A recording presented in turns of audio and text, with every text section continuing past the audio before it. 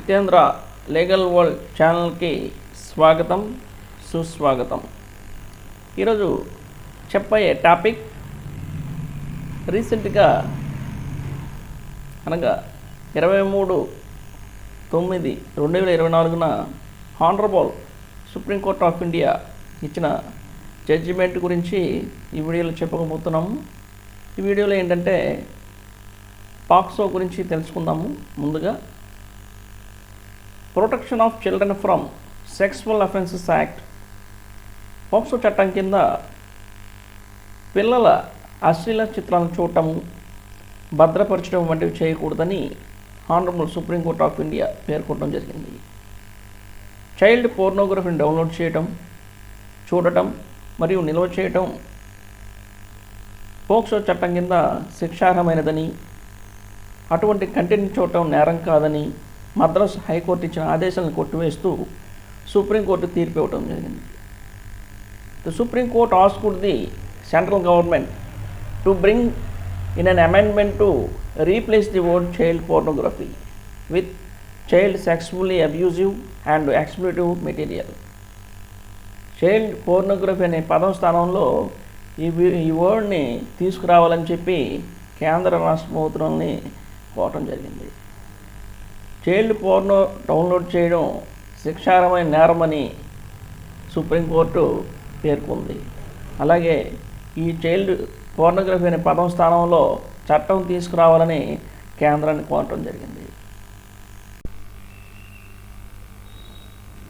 Case వివరంలోకి వెళ్తే, child porn చూసిన తమిళనాడుకు చెందిన వ్యక్తిపై ఎఫ్ఐఆర్, ఫస్ట్ ఇన్ఫర్మేషన్ రిపోర్ట్ మరియు క్రిమినల్ ప్రొసీడింగ్లను రద్దు చేస్తూ మద్రాస్ హైకోర్టు కూడా ఈ రోజుల్లో పిల్లల అశ్లీల చిత్రాలను చూడటం అనే తీవ్రమైన సమస్యతో పోరాడుతున్నారని, వారిని శిక్షించే బదులు వారిని ఉత్తమమైన మార్గాలకి తీసుకువెళ్ళాలని వాళ్ళు అభిప్రాయపడ్డారు.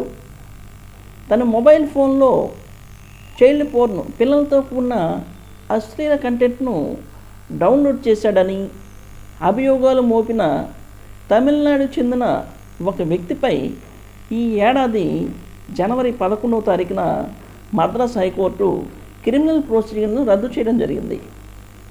తీర్పు ఇవ్వటంలో మద్రాస్ హైకోర్టు ఘోర తప్పిదం చేసిందని భారత ప్రధాన న్యాయమూర్తి డాక్టర్ డివై చంద్రచూడ్, జేబీ పార్దివాలతో కూడిన ధర్మాసనం ఈరోజు పేర్కొంది. ఈరోజు అనగా జడ్జిమెంట్ ఇచ్చిన రోజు, దట్ ఈజ్ 23 సెప్టెంబర్ 2024.